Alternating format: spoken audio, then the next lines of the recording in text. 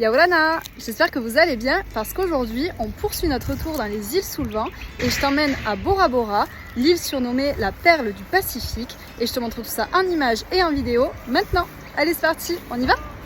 Avant d'arriver ici, je ne vous cache pas que j'avais déjà quelques a priori sur cette île où le tourisme de luxe bat son plein. Je prévois donc d'y passer 2 journées. J'arrive sur la mythique île de Bora Bora. Et pour rejoindre l'arrivée finale, nous prenons la navette maritime de l'aéroport jusqu'à Waitakere, qui est inclus dans le prix du billet. Je profite de la navigation, qui dure un petit quart d'heure, pour admirer le beau coucher de soleil avec ses faisceaux lumineux et ses couleurs pastel qui se mêlent à l'eau turquoise. C'est Pépito qui me récupère à Waitakere et je ne me couche pas tard pour être en forme le lendemain matin. Pépito me prête la voiture pour la journée, alors je pars dès 7h pour rejoindre le nord de l'île et aller à la rencontre des raies manta. On m'a expliqué qu'il fallait aller jusqu'à la pointe nord de l'île, vers Taïhi, et ici, en palmant quelques mètres, on tombe sur ces immenses raies manta. À mon arrivée, je repère 2 bateaux qui sont à environ 300 mètres de la côte et je pars les rejoindre à la nage. Lorsque j'arrive, on ne voit qu'une raie qui est encore bien au fond. Les bateaux ne tardent pas trop à partir, ne voyant plus les raies. Et je me retrouve seule au milieu de cette immense étendue d'eau. Tout d'un coup, une ombre remonte. Ce sont 2 raies qui viennent danser et remonter à la surface. Une s'approche à quelques centimètres de moi en remontant à l'horizontale. C'est la première fois que je vois ces créatures. Elles sont majestueuses. Je fais attention de ne pas les effrayer car en voyant leur dard, je me dis qu'il ne faudrait pas qu'elles m'attaquent. Je reste avec elles pendant une bonne heure, puis je repars à la nage jusqu'à la plage en repensant à ce moment unique que je viens de vivre. Je repars ensuite juste à côté pour faire la randonnée du mont Popoti. En route, je croise des Polynésiens avec qui je fais le chemin jusqu'au sommet. Le paysage est magnifique avec le lagon en vue côté est et ouest. C'est une randonnée simple qui fait à peine 5 km et où on sort du cliché de l'île de Bora Bora. Le belvédère au sommet offre une vue à 360 degrés sur l'île. Je profite de la vue quelques instants, puis je redescends et je pars pour déjeuner.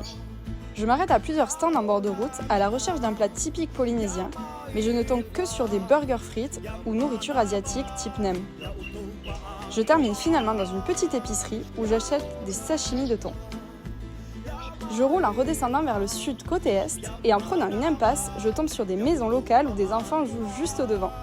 Je m'arrête donc ici pour déjeuner. Pour l'après-midi, je prévois d'aller voir les plages du sud-est et de rester par ici pour admirer le coucher de soleil.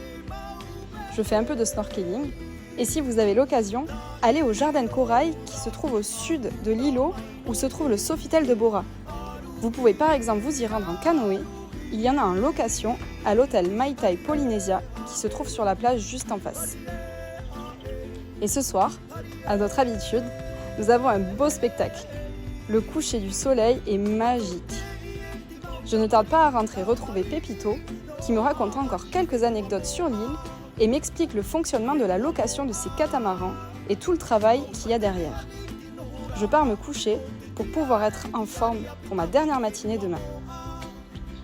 Le matin, je décide de partir me balader à pied vers le sud et je pars refaire une session snorkeling à la plage de Matira. C'est déjà la fin de mon aventure ici. Bora Bora reste une très belle île, mais qui est quand même bien envahie par les resorts et le tourisme de luxe. Cependant, comme partout, il y a encore quelques endroits nature qu'on peut faire hors des circuits touristiques classiques. Et avant de partir, je fais la connaissance d'Isabelle, une amie de Pépito, qui est venue s'installer ici depuis plus d'une dizaine d'années suite à sa rencontre avec un Polynésien. Elle m'accompagne jusqu'à l'embarcadère pour prendre le bateau qui nous conduit jusqu'à l'aéroport. Et je repars pour de nouvelles aventures vers l'île de Wainé.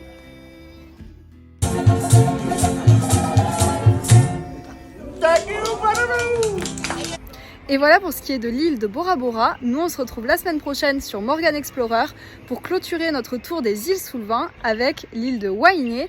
Et je vous dis à la semaine prochaine pour de nouvelles aventures. Nana!